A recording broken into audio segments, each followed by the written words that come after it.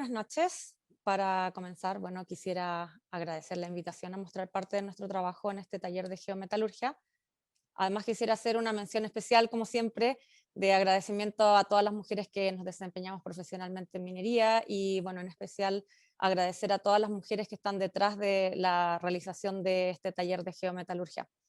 Hoy tengo el placer de presentarles un caso de estudio de forecast de producción que realizamos para Iron Ore Company of Canada, al cual me voy a referir de ahora en adelante como IOC o IOC. Este estudio fue realizado por el equipo de geometalurgia de SGS Canadá. Actualmente el equipo es conocido como GAPS, Geometalurgia y Soluciones de Proceso. Mi nombre es Sandy Prieto, soy ingeniero matemático, miembro del mencionado GAPS para SGS Canadá. Sin más preámbulos, comencemos la presentación. Entonces, bueno, ¿qué es el forecast de producción? O incluso también conocido como predicción de la producción. Bueno, va a depender del rubro, ¿cierto? Pero en geometalurgia, el forecast de producción podría ser definido como la estimación de las características principales de los productos generados en una planta de procesamiento de minerales para un determinado periodo de tiempo en el futuro. Ahora, muy bien, ¿para qué lo hacemos? ¿Para qué perder este tiempo, cierto? ¿Para qué invertir este tiempo en un forecast de producción? Bueno, para reducir la incertidumbre y por ende reducir el riesgo, principalmente riesgo económico. Ahora, ¿cuáles son las fuentes de esta incertidumbre o de este riesgo? Bueno, principalmente un rendimiento variable y muchas veces también asociado a un rendimiento deficiente de la planta. Ahora, este rendimiento variable o deficiente viene dado por la ley de alimentación variable, la dureza variable, mineralogía variable y por supuesto también sumado muchas veces a una planta inflexible. Todo esto da paso o se traduce en el incumplimiento del calendario, calendario de producción de material o calendarios de envío de material a terceros. Y también en ciertos casos, cuando hay minas que tienen stockpile, también un costo excesivo por ellos. Vamos a ver entonces un poquito de antecedentes de IOC. IOC es uno de los principales productores de concentrado y pellets de mineral de hierro que atiende a clientes alrededor de todo el mundo. Como pueden ver acá en el mapa, voy a ver si puedo seleccionar acá con el láser. Sí, acá en el mapa, ¿cierto? Acá pueden ver Labrador City. Bueno, IOC está ubicado en el noreste de Canadá, en la provincia de Newfoundland, en la ciudad de Labrador, donde estoy mostrando en el puntero, y está ubicado a alrededor de 500 kilómetros hasta el mar, los cuales son recorridos o los recorre el mineral por ferrocarril. Luego de esto, cuando el material llega a puerto, es enviado por transporte marítimo vía principalmente a Europa y a otros lugares. Acá, para que se hagan una idea, ¿cierto? Hay una imagen de la mina a cielo abierto de IOC. IOC tiene dos minas de cielo abierto y esta es una de ellas. Luego, en esta imagen pueden apreciar la concentradora. En esta parte de acá, donde estoy señalando ahora, se ve la concentradora por separación gravimétrica y por separación magnética también. Luego, el concentrado producido acá se va a esta planta de pellets que está como al lado izquierdo acá, y estos pellets son cargados en los trenes que llevan el material al puerto. Ahí al fondo lo que pueden ver es la ciudad de Labrador. Entonces, como dije, de acá el material se va al puerto y en la imagen siguiente vemos este puerto donde llega el material, las instalaciones de almacenamiento además de productos o stockpile. Cuando los trenes llegan acá, el material se descarga de estos trenes y se generan estas pilas que ven a ambos costados de donde estaría ubicado el tren. Estas pilas de material deben estar listas para cuando los buques lleguen y poder cargarlos con todo el material requerido. Ahora bien, siempre IOC requirió o requiere tratar de mantener estos stockpiles lo más pequeños posibles, ya que es bastante difícil de manejar y de mantener todo este volumen de material. Algunos antecedentes de la planta. Tenemos que es una planta con molienda 100% autógena y como pueden ver, para que se hagan una idea de la magnitud de esta planta, ellos procesan alrededor de 35 millones de toneladas por año. lo cual significa que alrededor de 3 millones de toneladas por mes y se traduciría en más o menos 100.000 toneladas por día. O sea, pueden ver la gran magnitud de este proyecto. Ok, ¿cuál era el problema en IOC? Ellos nos contactaron a nosotros, a Geomet, en SGS, y nos comentaron que tenían un problema con su forecast de producción. El problema ya es que por la forma en que se encuentra el mineral en la mina, este tiene diferentes durezas y el problema es que la dureza varía mucho en distancias incluso muy pequeñas. Esto genera un incumplimiento en las expectativas de producción. Ahora, ¿por qué? ¿Por qué se produce este incumplimiento en las expectativas de producción? Bueno, porque no se ha tomado en cuenta esta dureza variable del mineral. ¿Qué es lo que produce? Tenemos en ciertos casos el mineral en un extremo muy frágil, no lo suficientemente duro para producir roca, ¿cierto?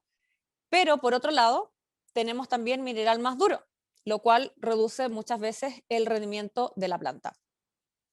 Esto se traduce en un rendimiento muy variable, lo cual va a afectar de manera considerable a la separación gravimétrica, perdón, y va a afectar también a la producción de concentrados, lo cual todo esto también va a incrementar un costo asociado a los stockpiles.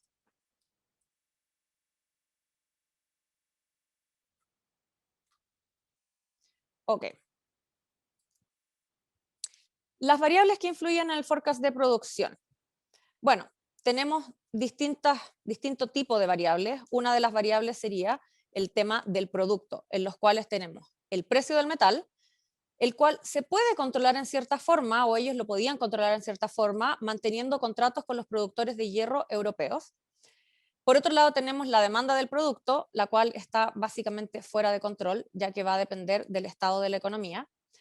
Por otra parte, tenemos el calendario de envíos, que obviamente necesitan más o menos tener una predicción de lo que van a producir, ¿cierto? Para saber cuánto material se pueden comprometer a entregar y luego de eso deben cumplir con este calendario. ¿Ok? Así que en este proyecto tratamos de ayudarlos a planificar este calendario de envíos, suavizando la producción en función de la dureza del material. Además, por otra parte, tenemos que la materia prima, en cuanto a la materia prima, tenemos la ley del mineral, ¿cierto? Y tenemos la molendabilidad o dureza del material. ¿Ya? Todas estas son variables que hemos tenido que tomar en consideración para realizar este modelo. Ahora, ¿cuál fue la solución? Bien, tenemos que, primero que nada, y lo más importante, es comprender la variabilidad de la dureza. En este caso, lo que hicimos para ello fue probar muchas pruebas de sondaje, hacer pruebas en muestras del núcleo de sondaje. Entonces, para esto lo que introducimos a ellos, lo que le mostramos fue el Sack Power Index o las pruebas de SPI. Hasta el momento, cuando nosotros empezamos a desarrollar el proyecto con ellos, ellos no tenían conocimiento del SPI. Hasta entonces solamente desarrollaban pruebas de Bond. Y en realidad los resultados que el test de Bond les estaba entregando no los podían relacionar muy bien a lo que pasaba en la planta, lo cual es un poco lógico, ellos teniendo molienda full autógena y el test de Bond, que está más relacionado al molino de bolas. Ahora, lo siguiente es comprender la dureza y hacer un modelo de la planta de molienda. Y este modelo, hacerlo bloque por bloque y para todo el modelo de bloque. ¿Cómo hicimos esto? Acá es donde entra la participación de nuestro modelo en IGS SID. La parte SID de nuestro software IGS es la herramienta de evaluación económica de conminución. ¿Ya? Entonces, bueno, todo esto en conjunto lo que permite es que al final de todo este proceso en la solución, ellos mapearon toda la mina en función del modelo SID y en función de las durezas por zona en la mina, lo cual les permitió realizar una planificación de las tronaduras y por ende suavizar mucho de una mejor manera el rendimiento y así cumplir los plazos. ¿A qué me refiero con suavizar el rendimiento acá? Es que antes de que nosotros entráramos a trabajar con ellos, habían periodos de mucho rendimiento o que a veces la planta no podía procesar bien, se bajaba el rendimiento, ¿cierto? o a veces el rendimiento era muy inestable en el fondo y la idea era suavizarlo un poco para poder cumplir con los plazos. La estrategia. ¿Cuál fue nuestra estrategia para realizar esto? Bueno, comenzamos por hacer una auditoría del circuito de molienda. Y aquí quiero hacer un paralelo cuando hablamos también con el tema de modelos de Machine Learning, que voy a poner en el lado derecho un paralelo para que vean que estos básicamente son los mismos pasos y es el mismo tipo de trabajo que se hace y que se relaciona muy bien a un modelo de Machine Learning. Entonces, esto equivaldría a la auditoría del circuito a la extracción de la muestra. Luego vamos a hacer un benchmarking y aplicar nuestro modelo SID. Esto sería el aprendizaje del modelo, el entrenamiento del modelo. La única diferencia acá es que en este caso nosotros ya sabemos cuáles son las ecuaciones que controlan nuestro proceso. No es como en Machine Learning que no lo sabemos y tenemos que empezar a probar si es regresión lineal, no lineal, múltiple, etc. Acá ya sabemos eso y simplemente entrenamos el modelo y encontramos las constantes del modelo. Luego realizamos un forecast inicial del rendimiento. Este forecast sería nuestra predicción con las constantes para el modelo. Luego reconciliamos después del evento, predecimos a un tiempo futuro y cuando ese tiempo futuro llega, evaluamos cómo se comportó nuestro modelo y esto en terminología estadística o de modelos de Machine Learning sería la bondad de ajuste. En función de la bondad de ajuste, qué tanto se ajusta nuestro modelo a lo que realmente pasó en la planta, hacemos correcciones del forecast, lo cual se conocería como tuning en modelos de Machine Learning, y luego, en función de ese tuning, hacemos un reforecast o reforzamos el aprendizaje con nuevos tests. Y ahora me voy a centrar en las tres primeras partes rápidamente y voy a ir en estos pasos para que vean cómo fue el proceso. Ok, lo que hicimos fue que tomamos muestras de 2 molinos, ¿ya? Y realizamos el benchmark con nuestro modelo SID. Acá pueden ver las ecuaciones que ocupamos y ven el gráfico acá en el eje X de lo que estimó nuestro modelo SID versus lo que nosotros vimos de la energía específica en la planta dada por las mediciones de los instrumentos en la planta. Ahora, ven en dos colores los dos resultados de los dos molinos y acá podemos ver en negro, ¿cierto? La línea de la paridad y ambos resultados de los molinos están bastante por debajo de la línea de paridad. Pero habían varias explicaciones, ciertas explicaciones eran, ya que este mineral es muy blando, se generaban muchos finos y la distribución granulométrica después de la molienda en realidad, y de alimentación, perdón, también, no tenía una distribución eh, acumulada típica, ¿ya? Una distribución del tamaño de partícula típica. Además, después, cuando volvimos a hablar con el cliente, ¿cierto? Y analizamos estos resultados, ellos nos dijeron que se habían dado cuenta que los instrumentos de medición del molino 2 estaban descalibrados. Entonces, estas mediciones del molino en azul, la verdad es que no eran muy confiables. Ahora, el modelo podría parecer poco fiable después de esto, pero era la base de nuestro forecast. Entonces, para nuestro forecast inicial teníamos que utilizar igual esta información, no la perdíamos, y después lo que hicimos fue modificarlo en el tuning. Ahora, vemos acá la comparación de la distribución de estos valores de SPI que obtuvimos con otros minerales blandos y medios. Acá pueden ver la cantidad de muestras y los promedios de SPI y la variabilidad para ambos yacimientos. En rojo ven el yacimiento de Luz, que es uno de los yacimientos de IOC, y en azul ver el Hamper Main, que es el otro yacimiento. Ahora, los contrastamos con algunos yacimientos que teníamos conocimiento que eran lo más blando que hasta ese momento nosotros conocíamos. Y como pueden ver, ambos yacimientos están muy por debajo de los valores de SPI, o sea, un mineral muy blando, pero con una gran variabilidad. Acá pueden ver 93% para Luz y 50% para Hamper Main. Otra cosa a notar es que en la línea azul ven que los valores de SPI parten desde cero, lo cual significa que el mineral cuando entra al proceso de molienda ya tenía el tamaño de partícula necesaria para el procesamiento, entonces no necesitaría prácticamente molienda, ¿cierto? Todas estas son cosas a tener consideraciones. Otra cosa a considerar es que también si hacemos un zoom al mineral dentro del yacimiento Luz, vemos que hay una división, ¿no? Ocupamos acá la división que ellos hacen en la geología, por el contenido de magnetita. Entonces, la línea en verde más a la derecha sería el ultra alto o muy alto contenido de magnetita, la roja alto contenido y así sucesivamente. Entonces, se puede identificar una pequeña diferencia. Mientras más contenido de magnetita, un poco más duro el mineral, pero hay un gran solapamiento. Entonces tampoco es que el contenido de magnetita nos pueda realmente decir algo. Ahora bien, bueno, acá ya tenemos los valores de SPI, ¿cierto? Hicimos un par de análisis para ver cómo están estos valores de SPI comparados por mineral, comparado con otros yacimientos, y ahora nuestra siguiente misión fue poblarlo al modelo de bloques. Utilizamos todos estos resultados de pruebas de SPI para estimar el modelo de bloques. Además, nos interesaba estimar o determinar la precisión de nuestras estimaciones. Por ello, decidimos utilizar como método de estimación el Kriging. No voy a entrar más en detalle porque sé que ya han habido presentaciones de este tema. Nos pueden hacer preguntas más adelante si están interesados de ver el proceso, pero no voy a ir en detalle. Pero básicamente acá tenemos estas muestras en azul, que son las muestras a las cuales le realizamos test SPI, y estas muestras son utilizadas de distinta manera para estimar el resto de los bloques que están representados acá en estos cuadrados. Ok, una vez que tenemos los valores distribuidos de SPI para bloques, hacemos la simulación de estos valores de SPI para transformarlos al consumo energético. Y acá tenemos una distribución acumulada de los valores energéticos para ambos yacimientos en IOC. Entonces vemos que, si bien es cierto, ambos materiales tienen una necesidad energética bastante baja, pero otra vez la desviación estándar es bastante alta. Ok.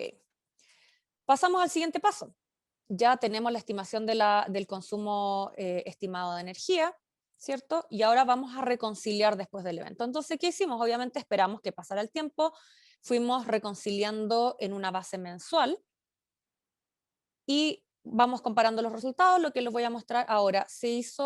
Cabe mencionar que nosotros hicimos el forecast a 2 años más adelante y acompañamos a IOC en el proceso de reconciliación de los datos por los siguientes 2 años. Entonces acá tenemos data real. ¿Y qué es lo que tenemos? Bueno, acá tengo la comparación del uso de energía de la planta esperada para cada uno de los bloques, ¿cierto? Con lo que pasó realmente en los minerales extraídos. ¿Ya? Cabe mencionar que en los primeros meses hubo una larga huelga, lo cual retrasó el inicio del proyecto, y también se cree que eso influenció un poco por problemas de control, ¿cierto? Influenció la energía esperada. Pero al cabo de 3 meses los resultados empiezan a ser bastante cercanos lo predicho con lo que pasó en la planta realmente. Entonces, bueno, ya reconciliamos después del evento, medimos la bondad de ajuste, pero las predicciones no son perfectas. Entonces tenemos que hacer correcciones en el sistema o el tuning. Para lo cual hicimos más pruebas, corregimos el modelo, redistribuimos los datos a los bloques con el modelo corregido y también lo trabajamos de la mano con la mina para ajustar el plan minero. ¿Ya? Y bueno, y después de eso se hace un reforecast para los siguientes 2 años y este es un proceso iterativo para obtener los resultados finales del modelo. Entonces, hicimos nuevamente el forecast para los siguientes 2 años. Si se fijan, antes era 2004 y hasta 2006, ahora es de 2006 a 2008. Entonces, los resultados están más o menos dentro de la precisión esperada. Hubo aquí de nuevo un dato perdido, también otra vez por un paro de los trabajadores. Y quizás podemos ver en los últimos 2 meses donde hay poca concordancia, pero acá la pregunta es, quizás estamos haciendo un forecast a muy largo plazo y 2 años es mucho, porque en el resto del tiempo la verdad es que los resultados fueron bastante buenos y se logró suavizar la producción. Entonces, de acá también de este estudio sacamos como conclusión que es mucho mejor realizar un forecast a 1 año y no a 2 años. Los beneficios, bueno, ¿cuáles han sido los beneficios para IOC? Un tonelaje de producción suavizado, no hay periodos de gran producción o de muy baja producción, sino que está más suavizado en el tiempo. Ahora, ¿a qué se debe esto? Bueno, al mejor entendimiento de la dureza de alimentación a la planta, porque tenemos la estimación de los valores estimados de consumo específico de energía por bloque, tenemos una mejor definición del mineral, también esto nos permitió realizar stockpile por dureza. Antes los stockpile no se sabía mucho qué es lo que se almacenaba. Ahora tenemos stockpile de dureza blanda, material blando y material duro, lo cual se traduce también en una mejora en la recuperación, todo esto. tenemos un mayor rendimiento promedio y acá un detalle muy importante que eliminó la necesidad de un cuarto molino. Como mencionamos al principio, ellos tenían 3 molinos y estaban estudiando la necesidad de un cuarto molino, pero después de este estudio, en verdad se dieron cuenta que no necesitaban el cuarto molino. De hecho, quedaron con un 20% de capacidad extra en un periodo de ciertos años, donde incluso tuvieron que parar la planta porque la mina no era capaz de producir suficiente material para los molinos. Esto muestra el beneficio de una adecuada planificación. Entonces, bueno, con esta planificación correcta, mejoran la producción, tiene un mejor cumplimiento de los calendarios y en la demanda y por ende, reducción de los costos. Ahora, ¿cómo sabemos que estos realmente son beneficios económicos importantes para BC? Bueno, la respuesta es que la verdad es casi imposible tener esa información de la mina porque realmente este no es un tipo de información que ellos nos van a entregar. Pero al menos sabemos que ahorraron capital, ya que no tuvieron que hacer la inversión en el cuarto molino. Y además, una manera de juzgar esto y juzgar que les ha funcionado bien en el periodo de los años desde que terminamos este estudio hasta ahora, es porque creemos que se han ahorrado dinero y lo analizamos de la forma de ver la inversión que han puesto en seguir realizando SPIs con nosotros. Y esto lo pueden ver en la siguiente tabla, en la que se ve que entre 2010 y los 2020 han realizado más de 11.000 test SPI, invirtiendo alrededor de 7.4 millones de dólares. La verdad, no sé qué es lo que piensan ustedes, pero yo creo que es difícil creer que hayan puesto tanto dinero en crear SPI continuamente si esto no les estuviera dando un gran beneficio económico en la planeación de la producción de la mina. Ahora, un detalle importante a mencionar es que los años acá que tienen más muestras incluyen tanto el desarrollo de nuevas zonas de producción como el relleno en la alimentación a la planta actual. Y también un detalle que el 2020 hay menos muestras porque detuvieron la producción por un tiempo por temas de COVID y ahora ya recientemente terminamos un par más de test de SPI del año 2020 y ya estamos en proceso del 2021. Bueno, esto era mi pequeña conclusión en función de la cantidad de tests que han seguido realizando con nosotros y que esperamos que les estén dando un gran beneficio y así lo creemos. Bueno, muchas gracias.